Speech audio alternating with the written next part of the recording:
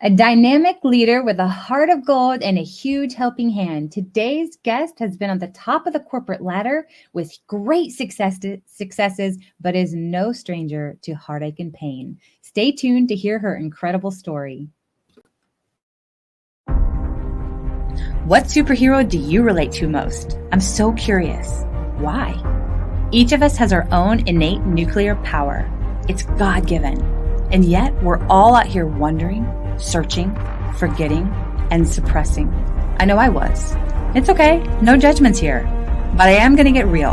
As a life and career coach, it's kind of my job. And you chose the show, so no one is forcing you. But the force is real. And the question I really want to ask is, what's your superpower? I'm Sharon Davenport. I've been called a real-life Wonder Woman. This show is designed to activate you alongside other superheroes. It's time that you arise, put your cape on, and fly.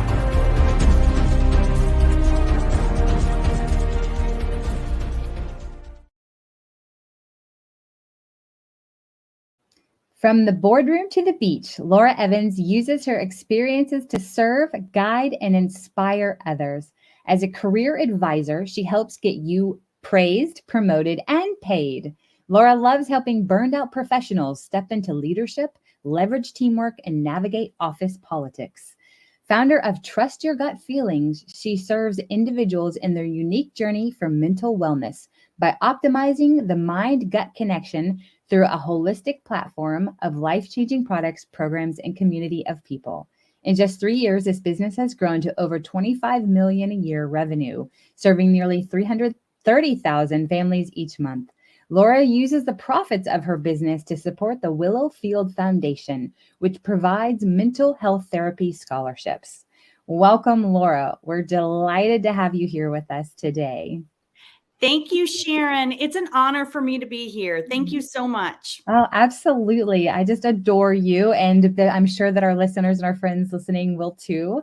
And so, the question that I love to ask our guests who come on here is, who is your favorite superhero and why? Well, I grew up watching Wonder Woman and Batman. So I really sort of feel like my favorite superhero is a combination between the two.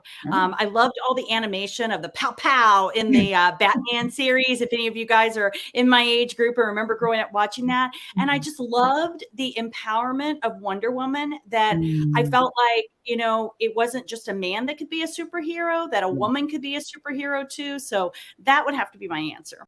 I love it. I love the combination of them as well. And it's kind of funny. I, of course, love Wonder Woman. My husband is a huge Batman fan. So it's fun that you put them together. And yeah, it's like pow, kapow, all the fun. Bam, wham, all of those. So fun. So what would you say is your unique superpower and how do you use it in your day to day? Well, my unique superpower, I would say, is clearing a path. And whether it is clearing a path on the journey that we had as a family, or whether is clearing a path as I help people in their career and help develop businesses, or help somebody solve maybe some health issues that they're having, I just love to clear a path. And I also find, and people tell me that I'm able to appear and remain calm in a storm. And that helps them feel more calm and more confident. Sometimes on the inside, I don't always feel calm, but people tell me that. And so I believe that people around you really know you well and can sometimes speak life or speak things over you that you're not aware of yourself. So people tell me that. I would have to agree with them just in getting to know you. And, you and I have gotten to talk on some deep levels about some different things. And it has been an honor and a joy to have those conversations. And you have this calmness about you that translates to those that you're connecting with. And so I would have to definitely agree with people who say that too. That's definitely a superpower of yours. So I love it. Thank you. So I would love for our friends listening to be able to get to know you a little bit more, to be able to hear some of your story, because it is a powerful and dynamic personal story. And if you don't mind sharing about your personal story and about how you came to be connected with the Willow Field Foundation. Sure. So, as you mentioned in the intro, my background is being an executive. I was executive for some very major brands and even president for billion-dollar brands. So, I have to say that my career was a priority for me. And I felt like that was the way it was supposed to be because I was providing for our family through my Right. career. And I got to a place in life where I just felt really strongly convicted Mm, that I was out of balance in my priorities. And my children were growing up so fast. I'm a blessed mom of 4 children. And I just saw these milestones in their life flying by that I mm, was missing and missing and missing.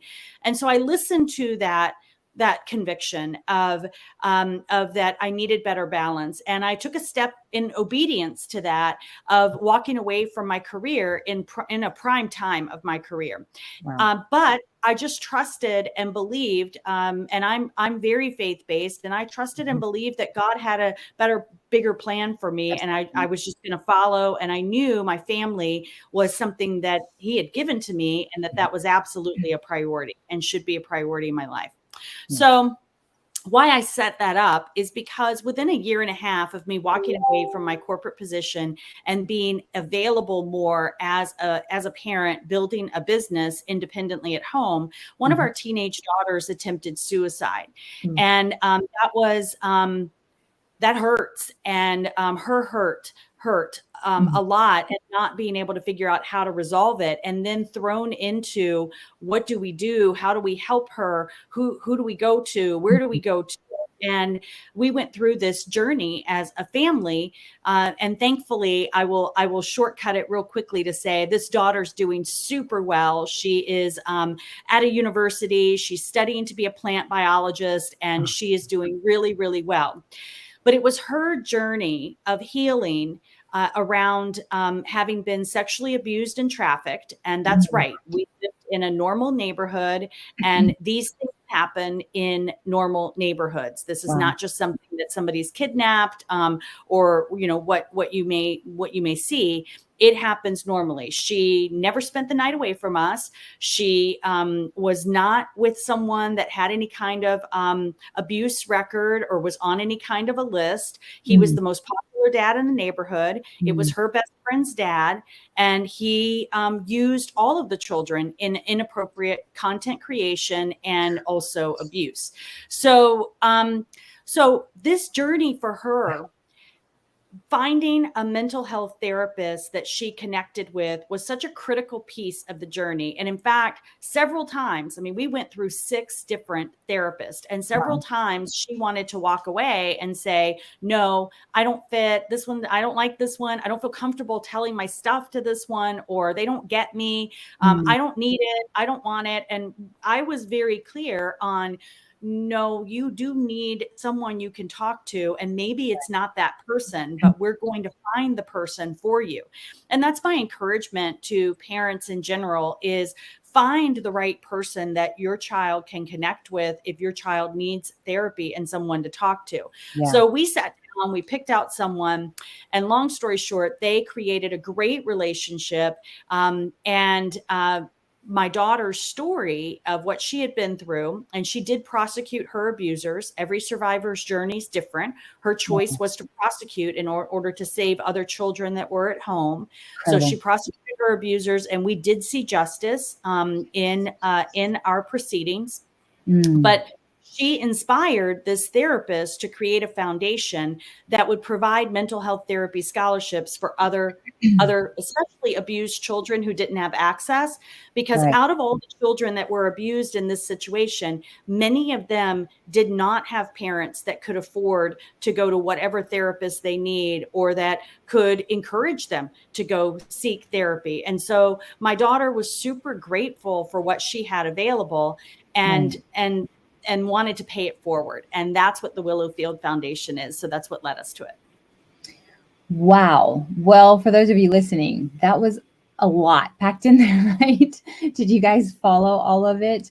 I mean, talk about from the corporate world and living at the top of your game. Excuse me. Choose deciding to step away while you're at the pinnacle of that to invest in your family. Which, Laura, that's what's so incredible is that it's really, you listened to the voice of the Holy Spirit. You listened to the promptings of God to do that, because you may not have been available to be able to be there for your daughter in the way that she needed during that time and all of those proceedings and everything that happened. Because we've talked a little bit more about this, the trial and all of this stuff, and that is a very stressful, very involved experience. And if you hadn't done that and stepped away from your corporate job at that time, you may not have been available to be able to walk through that with her to the extent that I know that it took. And so Right. I commend you in doing that and just in listening. So guys, those of you that are listening, if you are feeling like that you need to step away from something that you're involved with right now, or that you need to step into something that's calling you, don't hesitate. Take that next step. Take that action, because that's God. He's showing you, and you'll quickly learn, probably whether that was the right decision or not. And sometimes we do think it is, and we step into something, but that's where we have to trust that God's got us every step of the way too. So I just commend you in doing that. And wow, and what a beautiful thing that out of your heartache and out of your experience and your daughter, she's brave. And I have so much respect for her in telling her story and going after those that harmed her and so many others. That takes a tremendous amount of grit and courage. So, wow. Yeah. So you've touched on it just a little bit, and I'd love to just hear from you a little bit more about this. But how has faith, been there and brought you through this journey and in your experiences in life in general? How has that come into play for you? Yeah, I think all of us would love to say anytime we felt that prompting, that we followed that prompting, and we've led that kind of spirit-filled journey in life of surrendering to the next thing, the next right thing that we feel prompted. But I can assure you that that is not my whole story. My life is not littered with that. And it doesn't matter where you are, anyone that's listening, in where your journey is. Today's a new day. Today's a new day. You can start now. And for me, this very emotional life or death situation put me to my knees of surrendering to God and seeking him in a level that I had never before, because I'm such a type A personality that I'm used to being in control of things and planning things. And these circumstances around my daughter's mental health as a PTSD survivor, and suicidal ideation, and then the choice to prosecute and everything we went through in the 3 years for justice, that was all out of my control. I could not do anything. Now, I could use my leadership skills to follow up with the detectives and to organize things and to create refuge for my daughter at times when she needed it. I could use my leadership and planning skills to do those kind of things. But to really control the circumstances, I had to completely and utterly surrender. And I'm glad I learned that lesson, because it's such a better way to live life.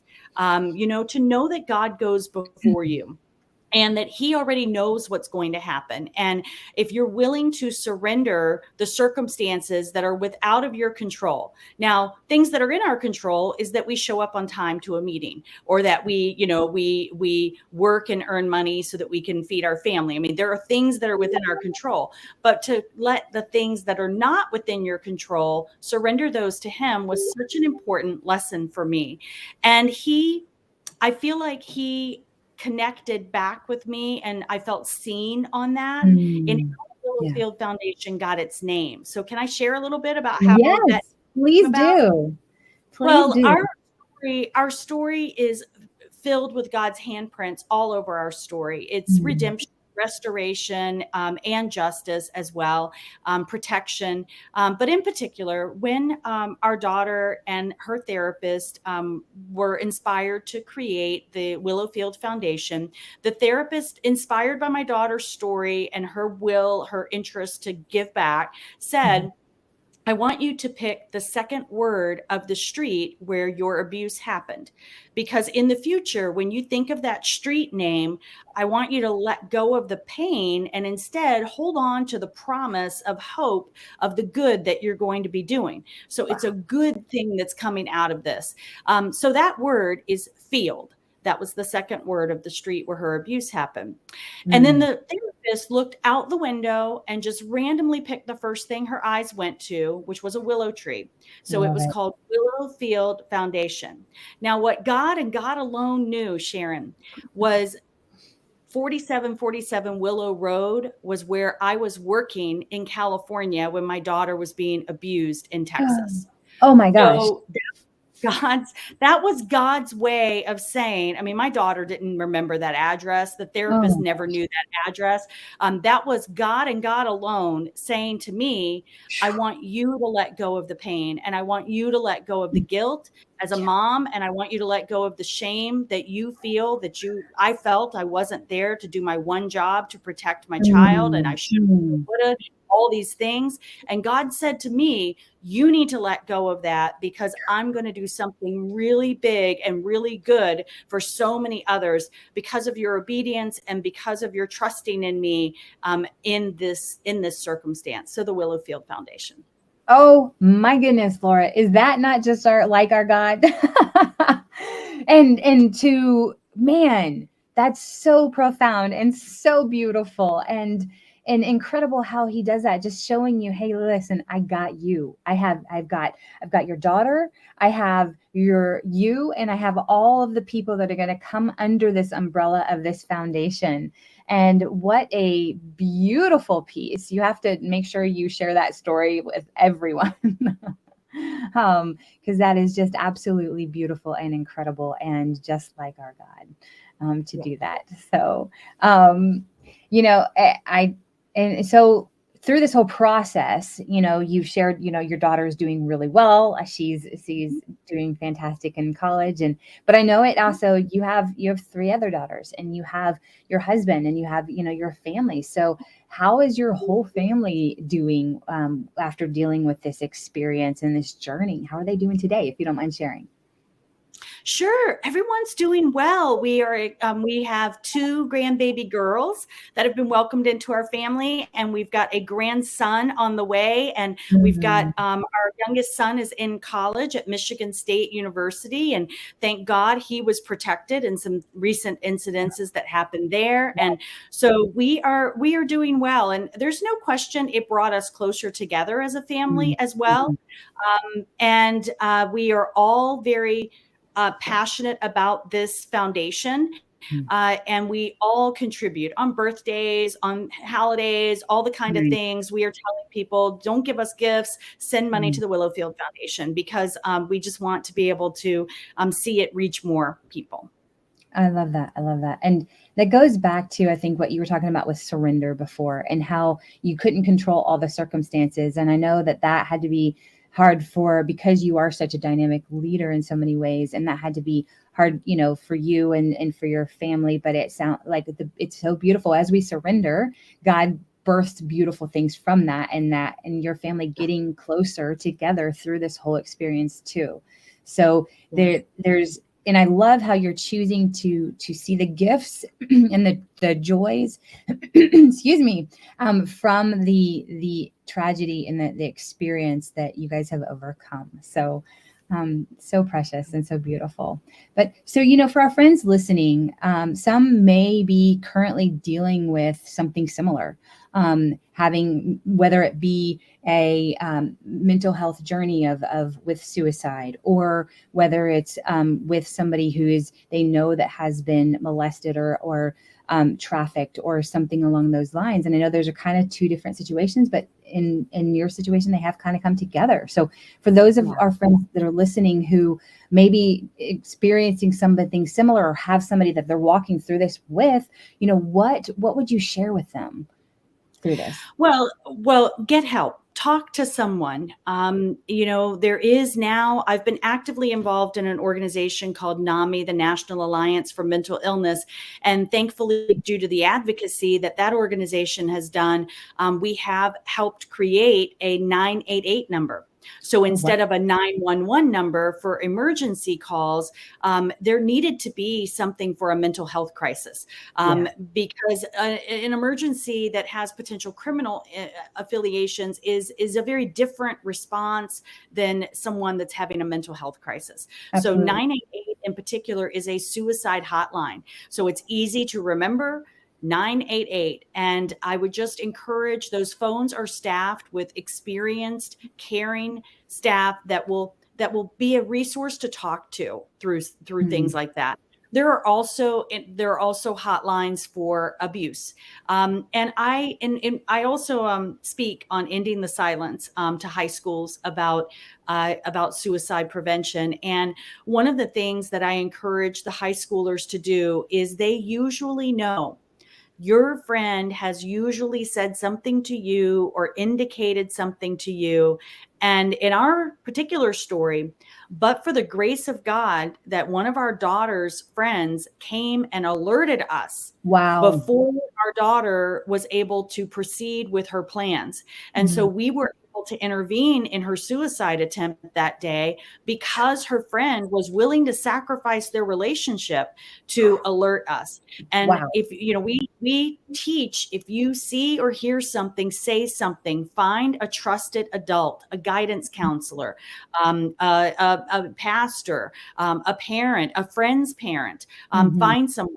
And for those of us that are parents, I'm also a facilitator of Darkness to Light, which is a Mhm. child sexual abuse prevention organization. They have amazing resources online, free resources that you can go and look at for how to begin talking with your children about what is okay and what's not okay, Yeah, how so to good. talk with your teen about how to ask, what is consent, how to get consent Mhm. in terms of their dating life, and even what to do if you do have the child of one of your friends comes to you and says that they've been sexually abused. Where do you go? What do you do?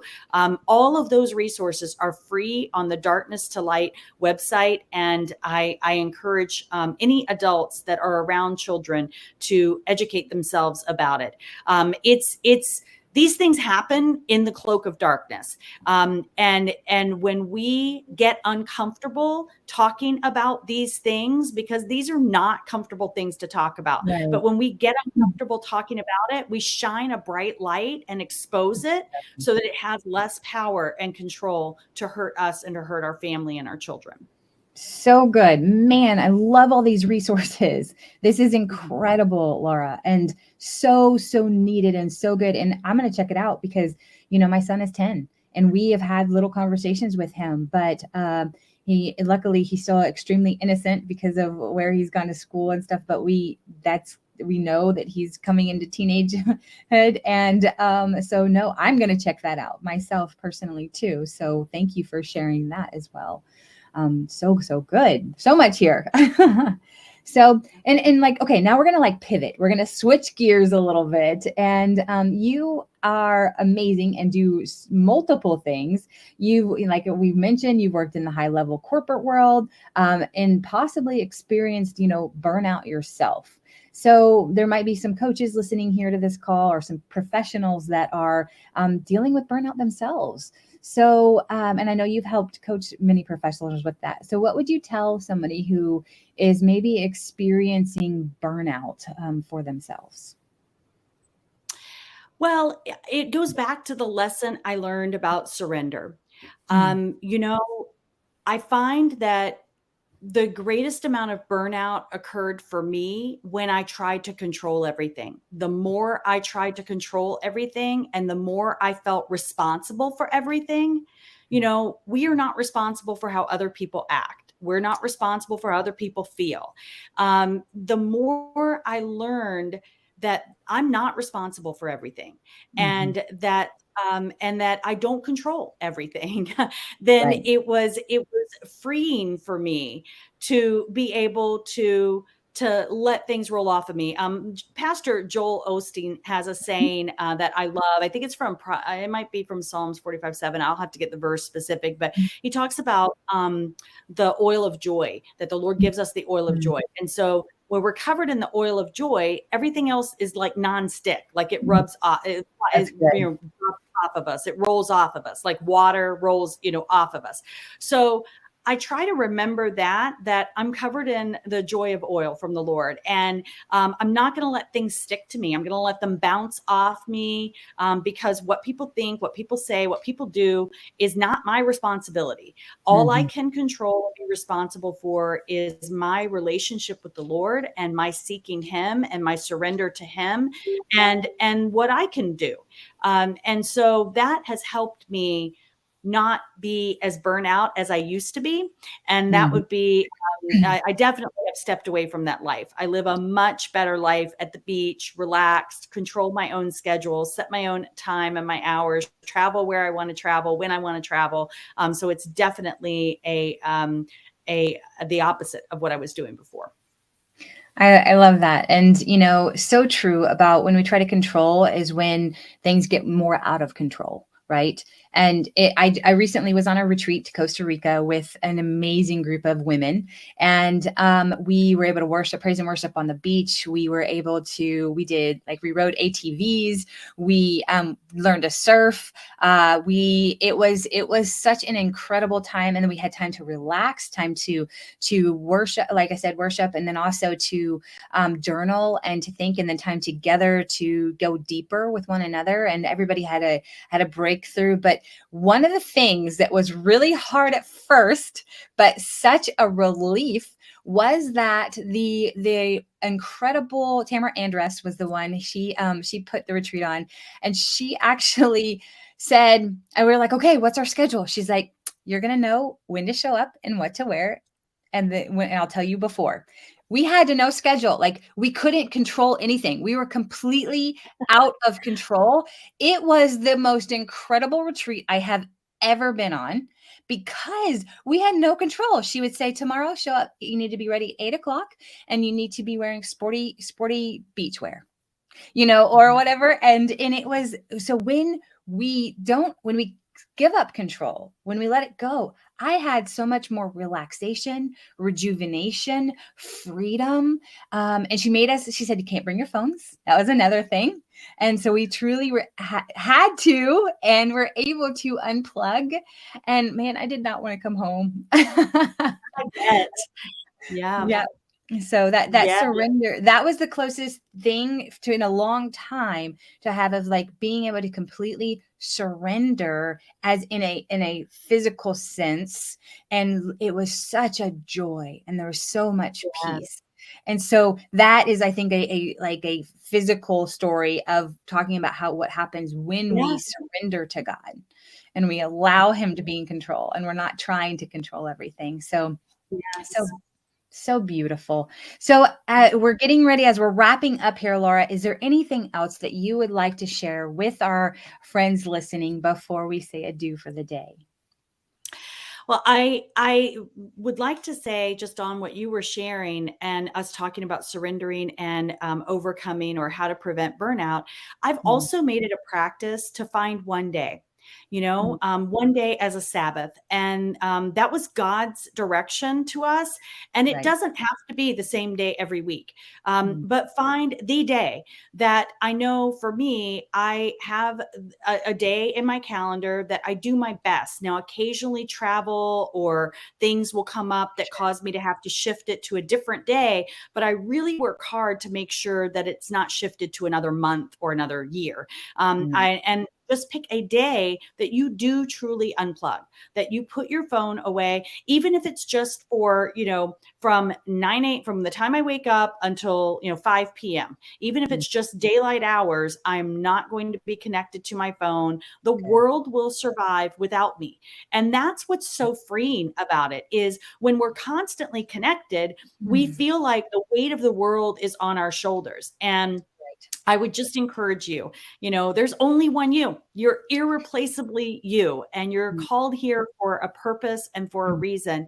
And and the noise of life can get into that calling. So I would just encourage everyone to take good care of yourself, love yourself, make that time for that quiet time for you, that quiet time with your family, that quiet time with the Lord, and seek and ask him, how do you want me to show up in this season in my life? What is it that you want from me?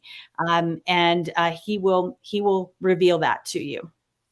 Oh, so good. And just to piggyback on what you're saying there, actually it was last night. I was actually heard a friend talking about how doing a dopamine detox, because our phones actually, when we're checking it constantly, and we have certain apps, it has been scientifically proven that there are certain apps that are created to be addictive, but then also the likes and all of that stuff. And he was talking about like doing a dopamine detox of putting your phone and trying away and trying not to look at it. Sometimes it might be only half an hour, but then try to stretch that to an hour, then trying to do that for a couple hours and see how long you can go without a screen, the computer or the phone, and see how much more time is extended, and do that dopamine detox. And like you're saying, that one day, maybe that be your day to do a dopamine detox. It says he was talking about how it's proven you're more productive. You actually are less stressed. There's so much to that with doing a dopamine detox, and exactly what you're saying. So that's incredible. And, we were out of power here for 35 hours recently with some storms that came through. I felt like the days lasted forever because because I still had my phone, but I really actually took that time just coming back from Costa Rica to not go to my phone and not to do that. And it was so refreshing. I had more conversations with family members. The neighbors were out talking. We connected. It was this incredible thing. And I was like, and we had, the weather was okay outside. It got a little chilly. We did a fire, but it really, it was a beautiful thing. So exactly what you're saying, it's priceless to take those moments and remember what it's like to slow down and to unplug and detox a little bit.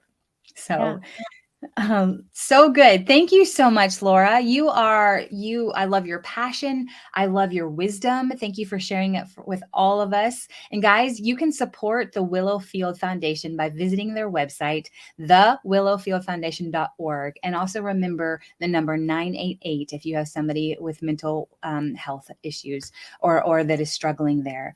As always, those of you, my friends listening, thank you for joining us today. And hey, listen, if this podcast brought you value or impacted you in a positive way, please like, comment, and subscribe, and share it with a friend that could benefit from it too. Thanks again, and we'll be back with our next amazing modern day superhero in approximately 2 weeks or so. Until then, and as always, go use your unique superpower to change someone's life for the better today. Thank you again, Laura, and bye for now. What superhero do you relate to most? I'm so curious. Why? Each of us has our own innate nuclear power. It's God-given. And yet we're all out here wondering, searching, forgetting, and suppressing. I know I was. It's okay. No judgments here. But I am going to get real. As a life and career coach, it's kind of my job. And you chose the show, so no one is forcing you. But the force is real. And the question I really want to ask is, what's your superpower? I'm Sharon Davenport. I've been called a real-life Wonder Woman. This show is designed to activate you alongside other superheroes. It's time that you arise, put your cape on, and fly.